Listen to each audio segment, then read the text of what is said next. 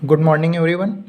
हम लोग youth publication में जो जूनियर एडिट की बुक है उसमें साइंस का चैप्टर नंबर 11 पढ़ रहे थे और पहला टॉपिक चैप्टर नंबर 11 का था मेज़रमेंट। और मेज़रमेंट को 3 पार्ट में हम लोग ने कंप्लीट कर लिया। 2 पार्ट में पहले उसके कॉन्सेप्ट को समझे अच्छे से और तीसरे पार्ट में उससे रिलेटेड 30 क्वेश्चन जो प्रीवियस ईयर में आए हुए थे वो लगाया। अब आज हमें इलेक्ट्रिक करंट स्टार्ट करना है, लेकिन मेजरमेंट में मैं देख रहा था 1-2 पॉइंट स्किप कर दिया था मैंने, तो लेकिन वो इम्पॉर्टेंट है तो जल्दी से 2 मिनट में उसको समझा देते हैं और उसके बाद फिर हम लोग इलेक्ट्रिक करंट से कंटिन्यू करेंगे। देखिए मैंने क्या स्किप कर दिया था। मैंने आपको एक स्किप कर दिया था प्लेन एंगल, एक मैंने स्किप किया था प्लेन एंगल और एक किया था सॉलिड एंगल। अब अगर हिंदी में बात करें तो प्लेन एंगल को क्या बोलते हैं? समतल कोण, समतल कोण। और सॉलिड एंगल को क्या बोलते हैं? तो उसको बोलते हैं ठोस कोण। ठीक है। अब ये 2 चीज़ें हैं क्या? देखिए अगर दिख रहा है, ठीक। अब देखिए अगर मैं एक स्फेयर की बात करूं, जैसे एक सर्कुलर पाथ है, इस तरीके का सर्कुलर पाथ है, ये इस पाथ का सेंटर है, ठीक है, ये इस पाथ का सेंटर है। सपोज़ करिए एक व्यक्ति है वो ए पॉइंट पे है और ए पॉइंट से चलते चलते चलते चलते चलते चलते वो बी पॉइंट पे आ गया। तो ए पॉइंट से बी पॉइंट में जाने पे उसने कितनी डिस्टेंस ट्रेवल की? हमने मान लिया कि उसने एस डिस्टेंस ट्रेवल की। और ये सेंटर से लेके सरकमफेरेंस तक की डिस्टेंस क्या है? आर है। तो अगर मैं पूछूं कि प्लेन एंगल कितने का है, यानी कि वो सेंटर से कितने डिग्री का एंगल बना रहा है, तो ये आप कैसे पता करेंगे? मैंने कहा वो ए पॉइंट से बी पॉइंट पे गया, एक सर्कुलर पाथ था, वो ए पॉइंट से बी पॉइंट पे गया, उसने डिस्टेंस ट्रेवल की एस। उसने कितनी डिस्टेंस ट्रेवल की? एस डिस्टेंस ट्रेवल की। मैंने पूछा सेंटर से वो कितने डिग्री का कोण बना रहा है, तो सेंटर से कितने डिग्री का कोण बना रहा है, यानी हमें पता करना है क्या? थीटा पता करना है। तो हमें थीटा अगर पता करना है तो थीटा बराबर होता है, यानी प्लेन एंगल या थीटा बराबर होता है क्या?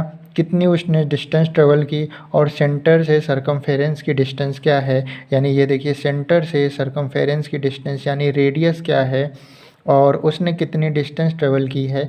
ये फॉर्मूला होता है क्या? प्लेन एंगल का। प्लेन एंगल का फॉर्मूला होता है एस अपॉन आर, यानी उसने जितनी डिस्टेंस ट्रेवल की अपॉन में उस सर्कुलर पाथ का रेडियस, और इसकी यूनिट क्या होती है? रेडियन। तो अब कभी भी अगर पेपर में आएगा कि रेडियन किसकी यूनिट होती है, तो प्लेन एंगल की यूनिट होती है। रेडियन किसकी यूनिट होती है? रेडियन प्लेन एंगल की यूनिट होती है। और अगर मैं पूछूं कि कोई व्यक्ति है वो सर्कुलर पाथ में ट्रेवल कर रहा है, ए पॉइंट से बी पॉइंट जाने पे सेंटर से कितने डिग्री का कोण बना रहा है, तो आपको डिस्टेंस बताया जाएगा और रेडियस बताया जाएगा और पूछ लेगा तो ये फॉर्मूला लगा देंगे, इससे आपको निकल जाएगा। अब प्लेन एंगल समझ में आ गया। जैसे होता है ना, ये है रेक्टेंगल, ठीक है, और रेक्टेंगल का 3D वर्जन क्या हो जाता है? रेक्टेंगल का 3D वर्जन हो जाता है क्यूबॉइड। रेक्टेंगल का 3D एंगल क्या हो 3D स्ट्रक्चर क्या हो जाता है? क्यूबॉइड। वैसे ही जो हमारा प्लेन है इसी का 3D पोर्शन क्या कहलाता है?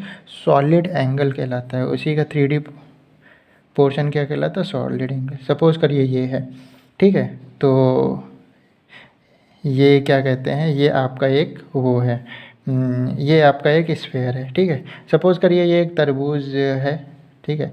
जब आप तरबूज लेते हैं तो आप कहते हैं कि भाई चेक करो मीठा है कि नहीं, तो वो क्या करता है? सपोज़ करिए वहाँ पे उसने ये एक इतना पोर्शन लिया और इस पोर्शन से उसने आपको काट के दे दिया, इस पोर्शन से काट के दे दिया। तो ये देखिए ये पोर्शन जो काट के उसने निकाला वो सपोज़ करिए ये पोर्शन है ना, ये पोर्शन उसने काट के निकाल दिया आपको टेस्ट कराने के लिए कि मीठा है या नहीं। तो ये पोर्शन, इस पोर्शन को पता लगाने के लिए हम लोग क्या करते हैं? सॉलिड एंगल, यही सॉलिड एंगल कहलाता है। ये जो एरिया इस स्फेयर से ये जो एरिया उसने निकाल दिया, तो ये जो एरिया उसने निकाल दिया उसके लिए फॉर्मूला क्या होता है? उसके लिए ये एरिया उसने निकाला है तो ये फॉर्मूला हो गया एरिया, ठीक है। और अपॉन में ये कितने दूरी, मतलब इसका जो ये चीज़ है, ये कितने मतलब कितनी दूरी तक का हिस्सा उसने काट के निकाला है, और इस डिस्टेंस को हम लोग क्या बोलते हैं, आर बोलते हैं। तो area upon R square, area upon R square. और इसको जैसे इसको हम लोग थीटा से डिनोट करते थे, इसको किससे डिनोट करते हैं, इसको ओमेगा से डिनोट करते हैं। वो ओमेगा बराबर क्या हो गया, एरिया अपॉन आर स्क्वायर। और इसकी यूनिट क्या होती है, इसकी यूनिट होती है स्टेरेडियन। इसकी यूनिट क्या होती है, स्टेरेडियन। तो ये अगर कभी भी आपसे पूछा जाए कि ये तरबूज का कितना पोर्शन उसने काट के निकाला, तो एरिया अपॉन आर स्क्वायर, ये आर क्या होगा, ये ऊपर का जो पोर्शन होगा उसका एरिया लेंथ इंटू ब्रेथ होगा, और अंदर कितनी गहराई तक उसने काट के निकाला है, तो वो इसकी जो रेडियस होगी वो आर, और आर का स्क्वायर। तो ये होता है सॉलिड एंगल, जिसकी यूनिट होती है स्टेरेडियन। और स्टेरेडियन को एस आर से डिनोट करते हैं, और रेडियन को आर से डिनोट करते हैं। ये 2 पॉइंट हो गया, ठीक है। तो ये मैंने नहीं बताया था, तो प्लेन एंगल और सॉलिड एंगल क्लियर हो गया होगा। उसके बाद एक छोटा सा पॉइंट और है, मैंने बताया था आपको विस्कोसिटी। विस्कोसिटी, तो विस्कोसिटी यानी कि श्यानता, श्यानता यानी कि दूध कितना मोटा है या दूध कितना पतला है, उसकी मोटाई या पतलाई। तो विस्कोसिटी की या श्यानता की बात करें तो उसकी एसआई यूनिट और सीजीएस यूनिट की बात करें, मैंने विस्कोसिटी का बताया था पॉइस होता है, तो ये पॉइस जो है वो सीजीएस यूनिट है। पॉइस क्या है, सीजीएस यूनिट। अगर विस्कोसिटी का एसआई यूनिट पूछ लेगा, विस्कोसिटी का एसआई यूनिट, तो वो होता है पास्कल सेकेंड। पास्कल सेकेंड, या फिर बोल सकते हैं, और क्या बोल सकते हैं, पास्कल का फॉर्मूला होता है ना, तो पास्कल का फॉर्मूला आप लगा देंगे तो ये हो जाएगा न्यूटन सेकेंड पर मीटर स्क्वायर। तो ये दोनों हो गए एसआई यूनिट, पास्कल सेकेंड या फिर न्यूटन सेकेंड पर मीटर स्क्वायर, और पॉइस हो गया उसका सीजीएस यूनिट। अब आपको ये भी बता देते हैं कि एक पॉइस बराबर होता है, एक पॉइस बराबर होता है 0.1 पास्कल सेकेंड। एक पॉइस बराबर होता है 0.1 पास्कल सेकेंड। अब ये तो आपको समझ में आ ही गया होगा कि ये newton second upon metre square कैसे हो गया।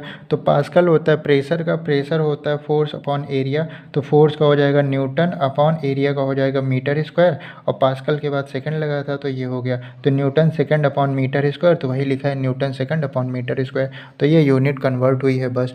तो ये 2-3 चीज़ें मैंने छोड़ दी थी, एक्सप्लेन कर दिया। प्लेन एंगल का यूनिट रेडियन होगा, सॉलिड एंगल का स्टेरेडियन होगा, एस आर से डिनोट करते हैं, आर से डिनोट करते हैं। सर्कुलर पाथ पे कोई ट्रेवल कर रहा हो तो सेंटर से एंगल कितने का बनाएगा उसके लिए।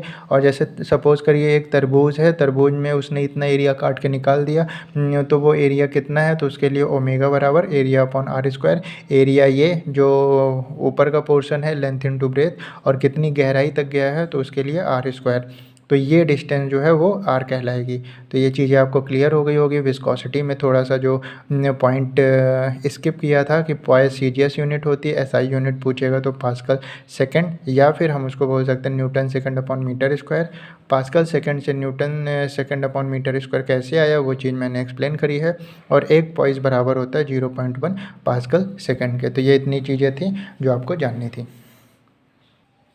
उसके बाद बात करते हैं, अब बुक पे आ जाते हैं। तो देखिए चैप्टर नंबर 11 हम लोग पढ़ रहे थे, उसमें मेज़रमेंट कंप्लीट किया, ये देखिए। और ये हम लोगों ने क्वेश्चंस लगाए थे, ये वाला पोर्शन भी हम लोगों ने कंप्लीट कर लिया है, और इसमें भी इसको भी कर लिया है। क्वेश्चन जितने भी आए थे ये भी कंप्लीट हो चुका है। और उसके बाद आज हम लोगों को यहाँ से शुरू करना है। देखिए कल मतलब प्रीवियस पार्ट में हम लोग ने 30 तक किया था।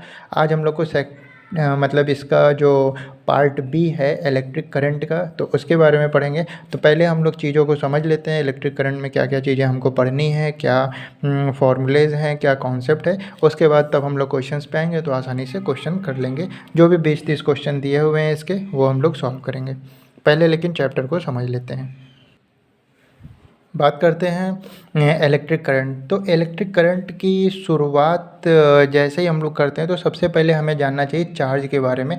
चार्ज क्या होता है, क्योंकि अगर मैं आपको इलेक्ट्रिक करंट का फॉर्मूला बताऊं तो होता है Q अपॉन टी। Q होता है चार्ज, T होता है टाइम, यानी कि 1 सेकंड में कितने चार्ज ट्रेवल कर रहे हैं, वही क्या कहलाता है इलेक्ट्रिक करंट। मतलब कि per unit flow of charge per unit second, flow of charge per unit time, वही क्या कहलाता है आपका इलेक्ट्रिक करंट। तो चार्ज क्या होता है, चार्ज क्या है, मैटर की वो प्रॉपर्टी जो किसी भी चार्ज को अट्रैक्ट करता हो या रिपल करता हो, वही क्या कहलाता है, चार्ज कहलाता है। तो property of matter by which it is attract और repel by other charges. Suppose करिए जैसे जब आप एक स्केल को बालों में रगड़ते हैं और उसके बाद कागज़ के पीसेस के पास ले जाते हैं, तो क्या करता है वो स्केल, क्या करता है कागज़ के पीसेस को मतलब अपनी तरफ अट्रैक्ट कर लेता है। क्यों? क्योंकि जब आपने उसको रगड़ा अपने बालों पर तो उसमें एक चार्ज प्रोड्यूस हुआ, और कागज़ पे जो चार्ज है उसका चार्ज और स्केल में जो चार्ज प्रोड्यूस हुआ है उसका चार्ज, दोनों का चार्ज अपोजिट रहा तो उसने क्या किया, अट्रैक्ट कर लिया। अगर सेम रहेगा तो वो क्या करेगा, रिपेल करेगा। यानी कि वो स्केल, वो मैटर की वो प्रॉपर्टी जिसकी वजह से वो कागज़ के पीसेस को अट्रैक्ट कर रहा है या किसी अदर सब्सटेंस को वो रिपेल करेगा, तो वही क्या कहलाएगा, वही चार्ज कहलाएगा। तो सीधी सी बात, चार्ज क्या है, property of matter by which it attract और रिपेल अदर चार्जेस। अब इसके पॉजिटिव चार्ज होता है, निगेटिव चार्ज होता है। पॉजिटिव चार्ज का मतलब क्या होता है कि उसने क्या किया है, उसने चार्ज को लॉस किया है, मतलब उसने अपना चार्ज किसी और को दिया है, तो वो पॉजिटिव चार्ज। और निगेटिव चार्ज वो जिसने क्या किया है, इलेक्ट्रॉन को गेन किया है, तो उस पर क्या होता है, निगेटिव चार्ज होता है। तो any material can be charge by exchange of electron only. कोई भी मटेरियल पर अगर चार्ज लगा हुआ है तो उसका मतलब क्या है, उसने इलेक्ट्रॉन्स का एक्सचेंज किया है। यानी कि या तो उसने इलेक्ट्रॉन लिया होगा या तो इलेक्ट्रॉन दिया होगा। तो अगर इलेक्ट्रॉन का लॉस हो रहा है तो प्लस साइन लगता है जिसको कटायन बोलते हैं, और इलेक्ट्रॉन का गेन हो रहा है तो माइनस साइन लगता है जिसको एनायन बोलते हैं। अब देखिए लोग कभी कटायन और एनायन में कन्फ्यूज रहते हैं। सपोज़ करिए मेरे पास कुछ पैसे हैं, तो मैंने वो पैसे किसी और को दिए, तो मतलब मैंने वो पैसे किसी और को दिए तो मतलब मेरे पास ज़्यादा पैसे रहे होंगे तभी तो उसको दिए। तो मेरे ऊपर क्या है, मेरे ऊपर पॉजिटिव चार्ज लग गया है, क्योंकि मेरे पास ज़्यादा था तभी मैंने दिया। तो पॉजिटिव चार्ज ये शो करता है कि मेरे पास ज़्यादा इलेक्ट्रॉन थे, मैंने किसी और को दिया है, तो ज़्यादा इलेक्ट्रॉन थे इसलिए पॉजिटिव चार्ज। और पॉजिटिव चार्ज को कटायन बोलते हैं। एनायन वो, जैसे कि सपोज़ करिए मेरे पास इलेक्ट्रॉन की कमी थी तो मैंने किसी से इलेक्ट्रॉन लिया है, तो मतलब मैंने उधार लिया है, अब मुझे वापस करना है, तो ऋण लग गया ना मेरे ऊपर, मतलब मैं ऋणी हूँ किसी का, किसी से मैंने उधार लिया है तो मैं ऋणी हूँ, और ऋण का मतलब होता है नेगेटिव साइन। तो जो कोई भी इलेक्ट्रॉन को गेन करता है, दूसरे से मैंने इलेक्ट्रॉन लिया तो मतलब मैंने इलेक्ट्रॉन का गेन किया है, तो मेरे ऊपर माइनस साइन होगा, यानी कि एनायन का साइन होगा। तो ये था चार्ज के बारे में। चार्ज के बाद आइए जानते हैं कि अब इलेक्ट्रिक करंट क्या होता है। तो इलेक्ट्रिक करंट क्या होता है, flow of charge per unit time, मतलब कि पर यूनिट टाइम में कितने चार्जेस का फ्लो हो रहा है, वही क्या कहलाता है, वही इलेक्ट्रिक करंट कहलाता है। इलेक्ट्रिक करंट को आई से डिनोट करते हैं, चार्ज को क्यू से, टाइम को टी से। तो आई बराबर क्यू अपॉन टी। और इलेक्ट्रॉन्स का फ्लो ही क्या कहलाता है, चार्ज कहलाता है। जो इलेक्ट्रॉन्स का फ्लो हो रहा है वो मतलब कि चार्जेस का फ्लो हो रहा है, तो जिस रेट से चार्जेस का फ्लो हो रहा है वही इलेक्ट्रिक करंट कहलाता है। कुछ फिजिकल क्वांटिटीज़ हैं जो क्या कहते हैं, जिनको मेज़र करने के लिए कुछ इंस्ट्रूमेंट होते हैं, जैसे चार्ज की एसआई यूनिट कूलम्ब होती है, और चार्ज को मेज़र करने के लिए जो इंस्ट्रूमेंट है वो उसको बोलते हैं इलेक्ट्रोस्कोप या इलेक्ट्रोमीटर। इलेक्ट्रोमीटर क्या करता है, इलेक्ट्रॉन्स के फ्लो की काउंटिंग करता है, तो इससे हमें ये पता चलता है कि किस स्पीड से चार्जेस का फ़्लो हो रहा है। तो पेपर में अगर पूछ ले कि चार्ज के फ़्लो को मेजर करने वाला इंस्ट्रूमेंट क्या कहलाता है, तो वो इलेक्ट्रोस्कोप या फिर इलेक्ट्रोमीटर कहलाता है। और चार्ज का एसआई यूनिट क्या होता है, कूलम्ब होता है, जिसको सी से डिनोट करते हैं। उसके बाद करंट की बात करते हैं। करंट को एम्पेयर, करंट की एसआई यूनिट एम्पेयर होती है, और करंट को मेज़र करने के लिए जो इंस्ट्रूमेंट होता है वो एमीटर कहलाता है। ठीक है, ये एमीटर रेजिस्टेंस में कैसे बनता है वो इसमें लिखा हुआ है। और आपको यहाँ पे इम्पॉर्टेंट पॉइंट ये ध्यान रखनी है, ये बहुत ही इम्पॉर्टेंट पॉइंट है कि ammeter is connected in series in the circuit. हमेशा हमें ये ध्यान रखना चाहिए कि जो एम मीटर है वो जब किसी भी सर्किट में कनेक्ट होता है तो वो सीरीज़ में कनेक्ट होता है। दो तरीके से कनेक्ट किया जाता है सर्किट को, या तो सीरीज़ में या तो पैरेलल में। तो एम मीटर सीरीज़ में होता है और जो हमारा वोल्ट मीटर होता है वो पैरेलल में। तो एम मीटर और वोल्ट मीटर का ध्यान रखिएगा। एम मीटर सीरीज़ में कनेक्ट होता है और वोल्ट मीटर पैरेलल कनेक्ट होता है सर्किट में। तो ये करंट का हो गया। और देखिए एमीटर भी करंट को मेज़र करता है, गैल्वानोमीटर भी करंट को मेज़र करता है, लेकिन जब छोटे अमाउंट की करंट को मापना रहता है तो हम लोग गैल्वानोमीटर का यूज़ करते हैं। जब ज़्यादा अमाउंट की करंट को मापना रहता है तो वो एमीटर का यूज़ करते हैं। ये ध्यान रखिएगा, सीरीज़ कॉम्बिनेशन होता है सर्किट में एमीटर का। वोल्ट मीटर को V से डिनोट करते हैं। Volt meter is an instrument which is use to measure the voltage और it is connected parallel in the circuit. इसका कनेक्शन कैसा होता है सर्किट से? पैरेलल कॉम्बिनेशन होता है। वोल्ट मीटर का पैरेलल कॉम्बिनेशन और एम मीटर का सीरीज कॉम्बिनेशन। उसके बाद इलेक्ट्रिक करंट चैप्टर में कूलाम्ब लॉ है, तो कूलाम्ब लॉ को हम लोग देख लेते हैं। कूलाम्ब्स लॉ, ये कूलाम्ब्स लॉ क्या है?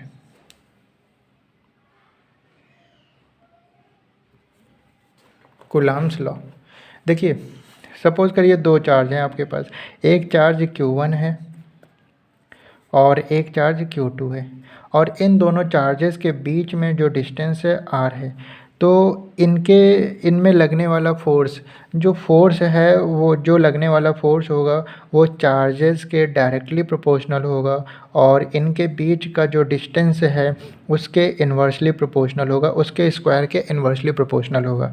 तो एक हमें ये पॉइंट मिला और एक ये पॉइंट मिला कि इन दोनों चार्जेस पे लगने वाला फोर्स डायरेक्टली प्रोपोर्शनल होगा और इनके बीच के डिस्टेंस के स्क्वायर के इन्वर्सली प्रोपोर्शनल होगा। अगर मैं इन दोनों को कंबाइन करके लिखूं तो हमारा रिलेशन आ गया Q1 Q2 अपॉन में क्या, R square. Q1 Q2 upon R square. इस डायरेक्टली प्रोपोर्शनल का साइन हटाएंगे तो यहाँ पे एक कांस्टेंट आ जाएगा और उस कांस्टेंट को K से लिखते हैं, तो F बराबर K Q1 Q2 अपॉन में क्या, R स्क्वायर। ठीक है, ये K क्या है, ये क्या है, ये K क्या है, ये क्या है, कूलाम्ब कांस्टेंट है। ये K क्या है, कूलाम्ब कांस्टेंट है, और इस K की वैल्यू क्या होती है, 9 × 10⁹ न्यूटन मीटर स्क्वायर पर कूलाम्ब स्क्वायर। तो 9 × 10⁹ न्यूटन मीटर स्क्वायर पर कूलाम्ब स्क्वायर। तो इतनी बात क्लियर हुई। तो कूलाम्ब्स लॉ क्या है, ये कूलाम्ब्स लॉ ये है F बराबर K Q1 Q2 upon R square.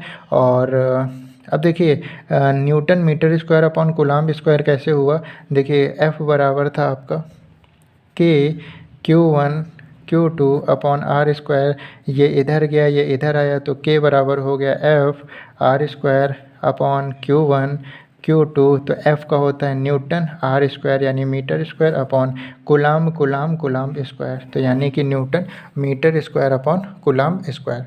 तो ये था कूलाम्ब लॉ जो इलेक्ट्रिक करंट चैप्टर में पढ़ना बहुत ज़रूरी है। अब यहाँ से क्या पूछ सकते हैं, यहाँ से कूलाम्ब कांस्टेंट की वैल्यू पूछ सकते हैं, तो 9 × 10⁹ न्यूटन मीटर स्क्वायर पर कूलाम्ब स्क्वायर, और फार्मूला पूछ सकते हैं तो F बराबर K Q1 Q2 upon R square, और यूनिट पूछ सकते हैं newton metre square upon coulomb square. तो ये कुछ चीज़ें थी कूलाम्ब लॉ से रिलेटेड।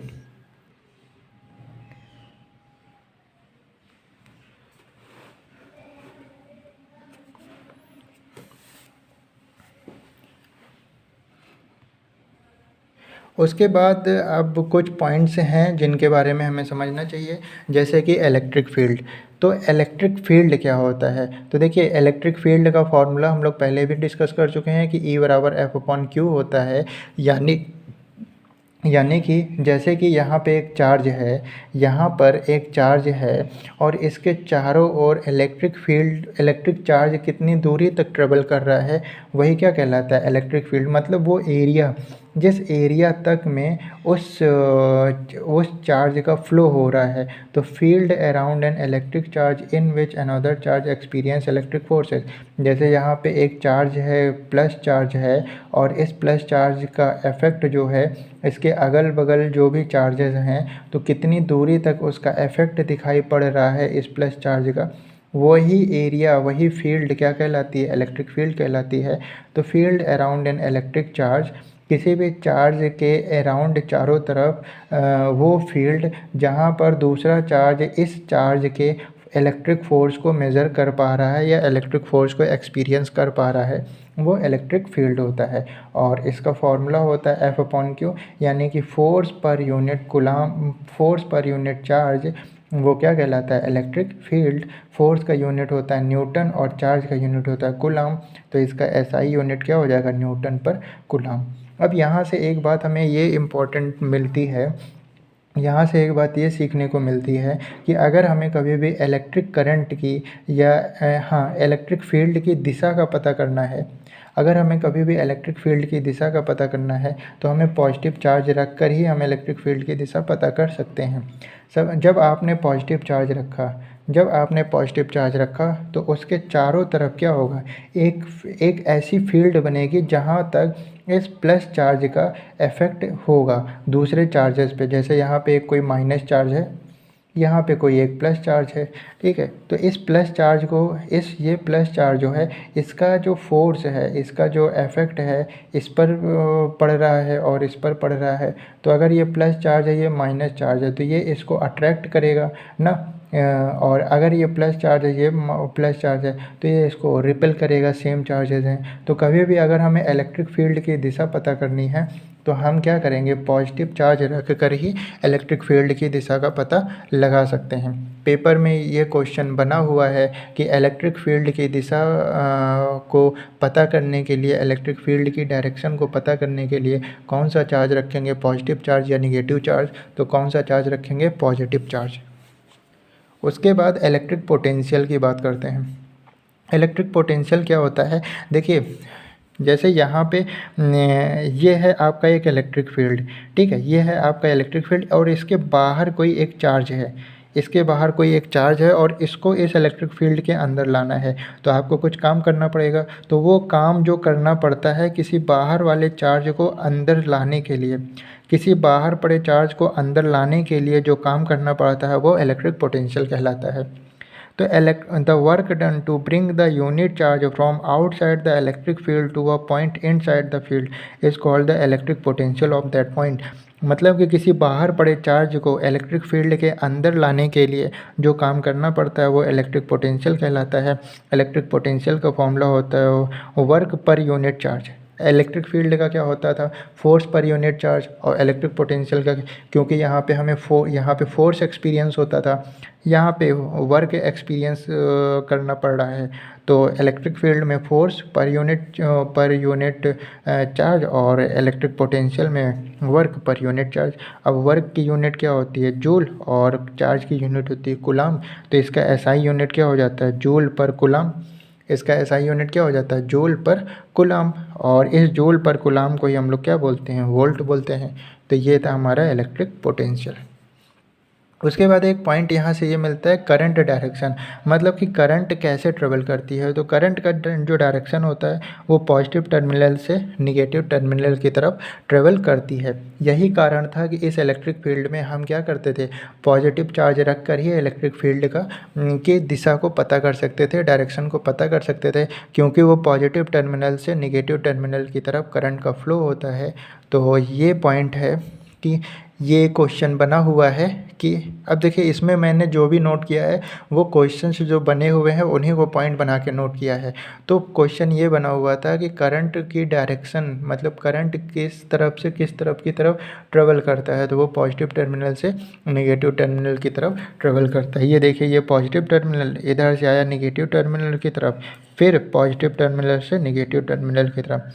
अब देखिए एक क्वेश्चन ये आया हुआ है, क्वेश्चन भी मैंने नोट कर लिया है कि विद्युत धारा की दिशा किसके फ्लो से होती है। मतलब इलेक्ट्रिक करंट जो होता है उस इलेक्ट्रिक करंट का डायरेक्शन किसके फ्लो से होता है। हर कोई को ये पता है कि इलेक्ट्रॉन्स के फ्लो से जो रेट ऑफ इलेक्ट्रॉन्स का फ्लो है, रेट ऑफ चार्ज होता है, वही इलेक्ट्रिक करंट कहलाता है। तो सब इलेक्ट्रॉन पर टिक कर देंगे। लेकिन विद्युत धारा की दिशा किसके फ्लो से होती है, तो वो प्रोटॉन्स के थ्रू, प्रोटॉन्स के फ्लो से विद्युत धारा की दिशा पता चलती है। और जो प्रोटॉन्स जो है वो इलेक्ट्रॉन के अपोजिट डायरेक्शन में ट्रेवल करता है। यानी कि अगर इलेक्ट्रॉन इधर जा रहा है तो प्रोटॉन्स इधर जा रहा होता है, और ये प्रोटॉन्स का जो फ्लो है यही हमें इलेक्ट्रिक करंट की डायरेक्शन को बताता है। तो विद्युत धारा की दिशा किसके फ्लो से होती है, प्रोटॉन्स के फ्लो से होती है, ना कि इलेक्ट्रॉन्स के फ्लो से। और ये जो प्रोटॉन है वो इलेक्ट्रॉन के अपोजिट डायरेक्शन में फ्लो होता है। ये पॉइंट भी आप ध्यान रखिएगा। तो ये था करंट डायरेक्शन। अब एक पॉइंट और है कि जो करंट है वो हमेशा क्या करती है, वो हमेशा हाई पोटेंशियल से लो पोटेंशियल की तरफ ट्रेवल करती है। दो पॉइंट मिला, पहला ये कि प्लस टर्मिनल से माइनस टर्मिनल की तरफ, दूसरा ये जो इलेक्ट्रिक करंट की डायरेक्शन है वो प्रोटॉन्स के फ्लो से पता चलती है, ना कि इलेक्ट्रॉन्स के। प्रोटॉन्स जो है वो अपोजिट डायरेक्शन में फ्लो करता है इलेक्ट्रॉन्स के। उसके बाद अगला पॉइंट ये है कि करंट का जो फ्लो होता है वो हमेशा हाई पोटेंशियल से लो पोटेंशियल की तरफ होता है, और current flow opposite to the electron flow. ये पॉइंट मैंने आपको बता दिया है। तो ये करंट डायरेक्शन से रिलेटेड कुछ पॉइंट थे। उसके बाद इलेक्ट्रिक रेजिस्टेंस आपने सुना होगा, तो ये इलेक्ट्रिक रेजिस्टेंस क्या क्या होता है। तो इलेक्ट्रिक रेजिस्टेंस एक ऐसा डिवाइस है जो किसी भी मतलब कि किसी भी डिवाइस में इलेक्ट्रिक करंट के फ़्लो को रिड्यूस करता है अपने अकॉर्डिंग, मतलब कि किस अकॉर्डिंग उसके इलेक्ट्रिक करंट के फ़्लो को कम करना है या बढ़ाना है। तो ये कंट्रोल सिस्टम किसके हाथ में होता है, इलेक्ट्रिक रेजिस्टेंस के हाथ में होता है। तो मेज़र हाउ द डिवाइस और material reduce the electric current flow through it, मतलब कि किसी भी डिवाइस में इलेक्ट्रिक करंट के फ़्लो को रिड्यूस करने को मेज़र करना, वो क्या कहलाता है, इलेक्ट्रिक रेजिस्टेंस। अब देखिए इलेक्ट्रिक रेजिस्टेंस में कुछ बातें मैं आपको बताता हूँ। जैसे इलेक्ट्रिक रेजिस्टेंस जिसको आर से डिनोट करते हैं, ये डायरेक्टली प्रोपोर्शनल होता है लेंथ। ये लेंथ क्या है, जिस भी जो भी मटेरियल है उसकी लेंथ, ये इन्वर्सली प्रोपोर्शनल होता है उसके एरिया के। तो यहाँ से इन दोनों का रिलेशन बन के आता है R directly proportional L upon A, R directly proportional L upon A. अब इस डायरेक्टली प्रोपोर्शनल का साइन हटाएंगे तो यहाँ पर रो लग जाता है, यहाँ पे रो एल अपॉन ए हो जाता है, ठीक है। तो आर क्या था, आर तो रेजिस्टेंस था जो directly proportional length of wire और इन्वर्सली प्रोपोर्शनल उसके एरिया के। तो इन दोनों को, ये एक फर्स्ट इक्वेशन, ये एक सेकंड इक्वेशन, इन दोनों को मिलाया तो रिलेशन बन गया R directly proportional L upon A. Directly proportional का साइन हटाया तो यहाँ पे क्या लग गया, रो लग गया। और ये रो क्या कहलाता है, ये कहलाता है स्पेसिफिक रेजिस्टेंस, स्पेसिफिक रेजिस्टेंस। और इस स्पेसिफिक रेजिस्टेंस को ही हम बोलते हैं रेजिस्टिविटी, रेसिस्टिविटी। इस स्पेसिफिक रेजिस्टेंस को क्या बोलते हैं, रेजिस्टिविटी।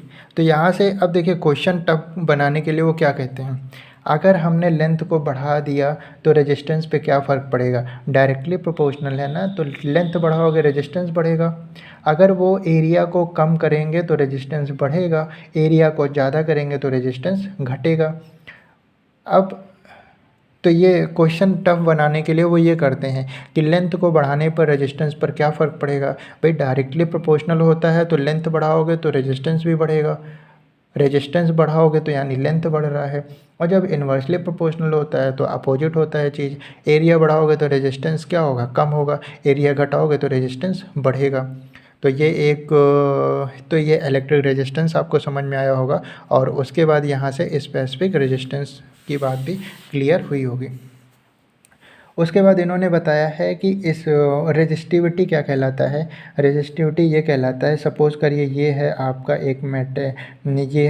एक मटेरियल और इसका जो एरिया है वो है 1 मीटर स्क्वायर और इसका जो लेंथ है वो है 1 मीटर। तो रो बराबर किसके हो जाएगा, आर के। कैसे, एरिया है 1, लेंथ है 1, और तो बचा क्या, रो और आर। तो रो बराबर आर। तो रेजिस्टिविटी क्या कहलाता है, रेजिस्टिविटी वो कहलाता है जब 1 मीटर लेंथ और 1 मीटर स्क्वायर एरिया का रेजिस्टेंस होता है तो वो रेजिस्टिविटी कहलाता है। जब लेंथ 1 मीटर स्क्वायर एक एरिया 1 मीटर स्क्वायर होता है और लेंथ 1 मीटर होता है तो रो बराबर रेजिस्टेंस होता है, और यही क्या कहलाता है, रेजिस्टिविटी कहलाता है। पेपर में, अब देखिए पेपर में यहीं से क्वेश्चन बन गया लेकिन हम लोग समझ नहीं पाए। क्या क्वेश्चन बन गया था कि क्या रेजिस्टेंस पर लेंथ और एरिया का फ़र्क पड़ता है। जी हाँ, रेजिस्टेंस पर लेंथ और एरिया का इफेक्ट पड़ता है, लेकिन क्वेश्चन उन्होंने ये पूछ लिया रेजिस्टिविटी का इफेक्ट लेंथ और ब्रेथ से पड़ता है क्या। तो resistivity does not depend on length and breadth, resistivity does not depend on area, ना वो लेंथ पर डिपेंड करती है, ना ब्रेथ पर, ना एरिया पर। क्यों, क्योंकि ये देखिए रेजिस्टिविटी बराबर क्या है, आर है, रो बराबर क्या है, आर है, यानी रो बराबर है रेजिस्टेंस के। तो यानी कि इसमें ना लेंथ आया है ना एरिया आया है, तो ये लेंथ और एरिया पर कैसे डिपेंड होगा। तो resistivity does not depend on length and breadth, ये एक इम्पॉर्टेंट पॉइंट है। तो अगर रेजिस्टिविटी जो है वो लेंथ और ब्रेथ पर डिपेंड नहीं करती है तो किस पर डिपेंड करती है, तो ये डिपेंड करती है टेम्परेचर पर और नेचर ऑफ मटेरियल, यानी मटेरियल का नेचर कैसा है। तो टेम्परेचर और नेचर ऑफ मटेरियल पर डिपेंड करती है आपकी क्या, रेजिस्टिविटी।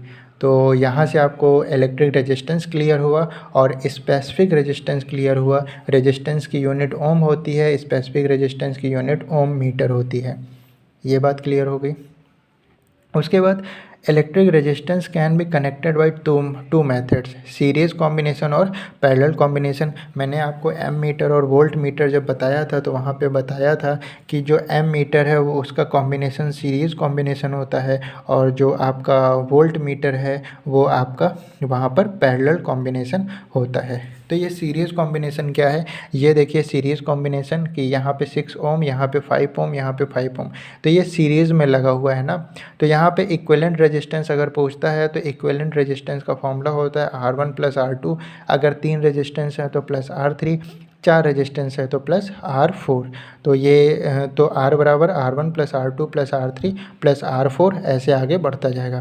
तो इक्विवेलेंट रेजिस्टेंस यहाँ पे निकाल लीजिए, 6 5 11, 11 5 15, तो यहाँ के 15 ओम हो गया। और सभी रेजिस्टेंस में करंट सेम होगी, तो यहाँ पे मतलब रेजिस्टेंस में जो है वो करंट सेम रहेगी। तो पेपर में ये भी पूछ सकते हैं कि अगर सीरीज़ कॉम्बिनेशन है तो क्या रेजिस्टेंस में करंट सेम होगी या चेंज होगी, तो सीरीज़ कॉम्बिनेशन में सेम रहती है, पर जब पैरेलल कॉम्बिनेशन होता है तो वहाँ पे करंट चेंज होने लगती है। अब बात करते हैं पैरेलल कॉम्बिनेशन की। तो ये देखिए ये है पैरेलल कॉम्बिनेशन, 3 ओम और 6 ओम के बीच कॉम्बिनेशन कैसा है, पैरेलल कॉम्बिनेशन है। तो यहाँ पर अगर आपको इक्विवेलेंट रेजिस्टेंस निकालना हो तो फॉर्मूला क्या होता है, 1/R बराबर 1/R1 + 1/R2 + 1/R3। अगर और रेजिस्टेंस होंगे तो +1/R4 + 1/R5। तो पैरेलल कॉम्बिनेशन के लिए किस में बताया था मैंने, वोल्ट मीटर। वोल्ट मीटर में कैसा कॉम्बिनेशन होता है, पैरेलल कॉम्बिनेशन। सीरीज कॉम्बिनेशन किस में होता है, वो आपके एम मीटर में होता है।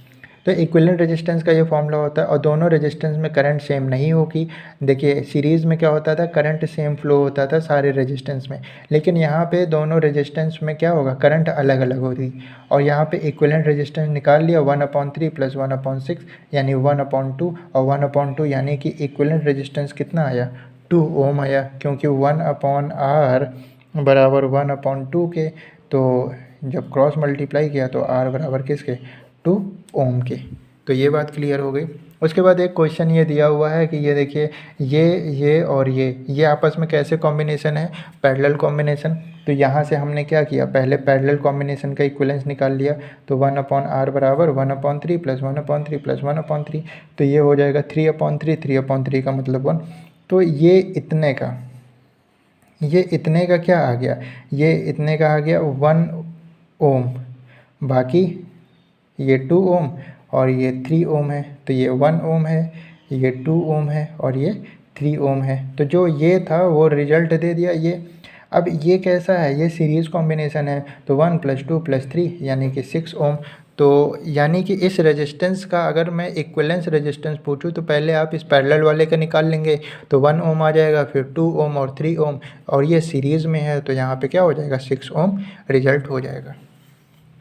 देखिए अब आपने जान लिया इलेक्ट्रिक फील्ड, इलेक्ट्रिक पोटेंशियल, उसके बाद आपने रेजिस्टेंस जान लिया, स्पेसिफिक रेजिस्टेंस जान लिया, और उसके बाद रेजिस्टेंस का कॉम्बिनेशन जान लिया।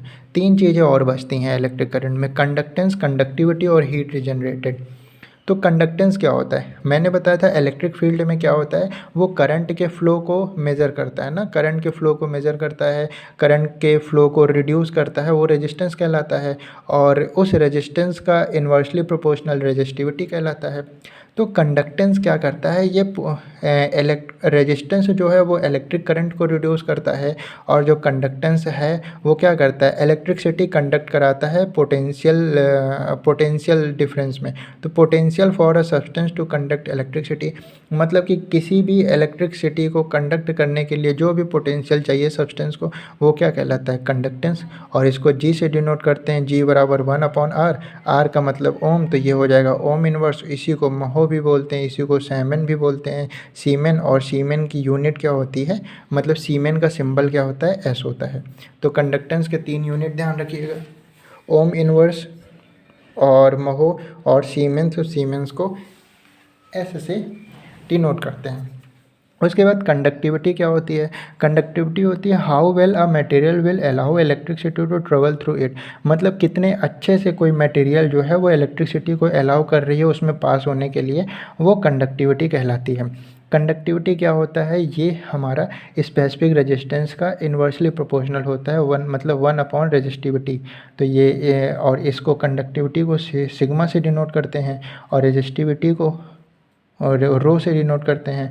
तो सिग्मा बराबर 1/रो, और रो का होता है ओम मीटर, तो इसका हो जाएगा ओम इनवर्स मीटर इनवर्स, और या फिर बोल सकते हैं महो मीटर इनवर्स ना। तो ये हो गया आपका कंडक्टिविटी। यहाँ तक चीज़ें क्लियर हो गई। उसके बाद हीट जनरेटेड की बात करते हैं, तो कितना हीट जनरेट होता है जब इलेक्ट्रिक करंट का फ्लो होता है? तो देखिए हीट डायरेक्टली प्रोपोर्शनल होता है करंट स्क्वायर के, डायरेक्टली प्रोपोर्शनल होता है रेजिस्टेंस के, डायरेक्टली प्रोपोर्शनल होता है टाइम के। तो हीट डायरेक्टली प्रोपोर्शनल हो गया आई स्क्वायर यानी करंट के, आर यानी रेजिस्टेंस के, और टाइम यानी कि टी के। तो हीट डायरेक्टली प्रोपोर्शनल आई स्क्वायर आर टी के हो गया। तो ये हो गई हीट का मतलब यहाँ पे क्या है? एनर्जी। तो ये एक फॉर्मूला होता है हीट बराबर आई स्क्वायर आर टी, या हीट डायरेक्टली प्रोपोर्शनल है आई स्क्वायर आर टी के। उसके बाद अगर हम पावर की बात करें तो पावर क्या होता है? Energy upon time. तो एनर्जी कितनी लग रही है? एनर्जी यानी हीट कितनी लग रही है? आई स्क्वायर आर टी के। टाइम यानी कि टी, टी से टी कट गया तो पावर बराबर आई स्क्वायर आर टी। पेपर में क्वेश्चन ये रहता है कि 5 एम्पेयर के करंट फ्लो हो रहा है, 5 ओम रेजिस्टेंस है, तो पावर कितनी हो गई? आई स्क्वायर आर टी। फॉर्मूला लगा दीजिए, आंसर आ जाएगा। अब हमें पता है कि आर बराबर क्या होता है? आर इस आई स्क्वायर आर टी को लिख सकते हैं हम ऐसे, आई इंटू आर, और ये आई आर क्या होता है? वी होता है। तो यानी कि आई वी हो जाएगा। तो आई आर क्या होता है? वी। तो ये हो जाएगा आई वी। तो पावर का एक फॉर्मूला ये भी होता है वी आई। अब देखिए ये इंपॉर्टेंट क्यों है? अगर पेपर में क्वेश्चन आ गया 5 एम्पेयर की करंट, 5 ओम का रेजिस्टेंस है, तो पावर कितनी होगी? आई स्क्वायर आर लगा देंगे। अगर वहाँ पे दे दिया कि 5 वोल्ट का पोटेंशियल डिफरेंस, 5 एम्पेयर की करंट, तब हम ये वाला फॉर्मूला लगाएंगे, क्या? पी बराबर वी आई। ठीक है। उसके बाद यहाँ पे लिखा हुआ है रेस्ट में ओनली इलेक्ट्रिक फील्ड। देखिए अगर चार्ज रेस्ट में है, मतलब कि चार्ज रुका हुआ है, तो उसमें केवल इलेक्ट्रिक फील्ड होती है। लेकिन अगर चार्ज मोशन में है तो उसमें इलेक्ट्रिक फील्ड और मैग्नेटिक फील्ड दोनों होता है। पेपर में क्वेश्चन आया था कि एक चार्ज है वो रेस्ट पोजीशन पे है, मतलब चार्ज रुका हुआ है, तो उसमें क्या होगा? A option electric field, B option magnetic field, C option electric field magnetic field दोनों, और डी ऑप्शन इनमें से कोई नहीं। तो अगर वो रेस्ट में है यानी कि चार्ज रुका हुआ है तो उसमें केवल इलेक्ट्रिक फील्ड होती है। लेकिन अगर वो चार्ज मोशन कर रहा है तो उसमें इलेक्ट्रिक फील्ड और मैग्नेटिक फील्ड दोनों ही होता है। तो ये कुछ बातें थी जो हमने आज जान ली है इलेक्ट्रिक करंट के बारे में। अभी इसके अगले पार्ट में हम लोग कुछ और चीज़ें जानेंगे, जैसे किचॉल्फ लॉ जानेंगे, किचॉल्फ लॉ क्या होता है, फ्यूज़ के बारे में जानेंगे, थोड़ा वायर्स के बारे में जानेंगे, और उसके बाद जो प्रीवियस ईयर क्वेश्चंस आए हैं उनको देखेंगे कि हम क्वेश्चंस को अटेम्प्ट कर पा रहे हैं या नहीं कर पा रहे हैं। तो बहुत सारी चीज़ें क्लियर हुई, कंडक्टेंस, कंडक्टिविटी ना, parallel combination, series combination, ammeter, voltmeter, electric field के बाद आपका electric potential, resistance, electric resistivity, specific resistivity ना, करंट क्या होता है, ये सब के बारे में जाना। एम मीटर में सीरीज़ कॉम्बिनेशन होता है, ये जान लिया। वोल्ट मीटर में पैरेलल कॉम्बिनेशन होता है, ये जान लिया। हमारे घरों में जो कनेक्शन होता है वो किस कॉम्बिनेशन में होता है? सीरीज़ कॉम्बिनेशन में या पैरेलल कॉम्बिनेशन में? बस सोचिए। देखिए सीरीज़ कॉम्बिनेशन में क्या होता है, अगर एक जगह इफेक्ट आया तो वो हर जगह इफेक्ट कर देगा। जैसे झालरें नहीं होती हैं, झालर में एक लड़ी ख़राब हुई तो पूरी लड़ी ख़राब हो जाती है। तो वो क्या है? वो यानी कि सीरीज़ कॉम्बिनेशन में जुड़े हुए हैं कि एक ख़राब तो सारी ख़राब। क्यों? क्योंकि सीरीज़ कॉम्बिनेशन में मैंने आपको दिखाया था, दिखा देता हूँ।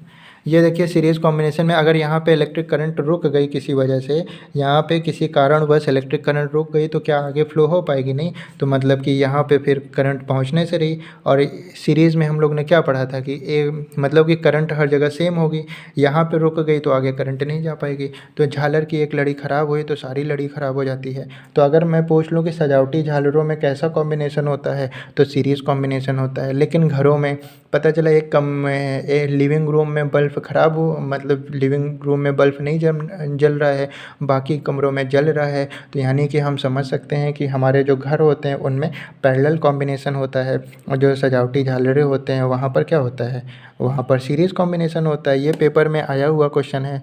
तो बाकी चीज़ें हम लोग कल पढ़ेंगे। आज के लिए इतना ही। Thank you class.